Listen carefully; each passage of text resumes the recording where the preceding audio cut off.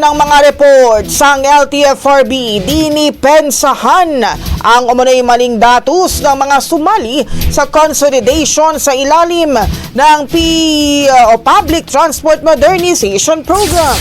Brigada Jigo Custodio, ibrigada mo! Brigada Live Report. Nilinaw ni LTFRB Chairman Chofilo Guadis na tama ang parehong datos na 43% at 86% na nag-consolidate sa ilalim ng Public Transport Modernization Program. Ayon kay Guadis, ang 86% ay ang kabuang bilang ng mga nagpa-consolidate. 43% sa mga ito ay nakumpleto na ang consolidation requirements habang ang 43% ay hindi pa nakukumpleto. Gayunman, kahit pa pinoproseso pa lamang ang kanilang aplikasyon, bumabiyahe na sila sa daan at tumatanggap na ng benepisyo ng gobyerno. Dahil sa oras na sumali sa consolidation ay mabibigyan na ng provisional authority.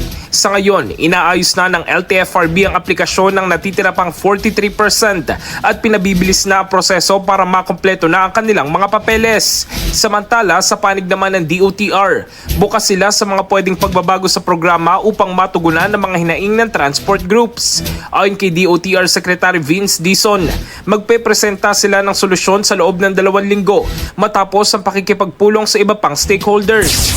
Makikipagpulong siya sa LTFRB at transport groups upang pag-usapan ng issue bago ilahad ng kanilang solusyon.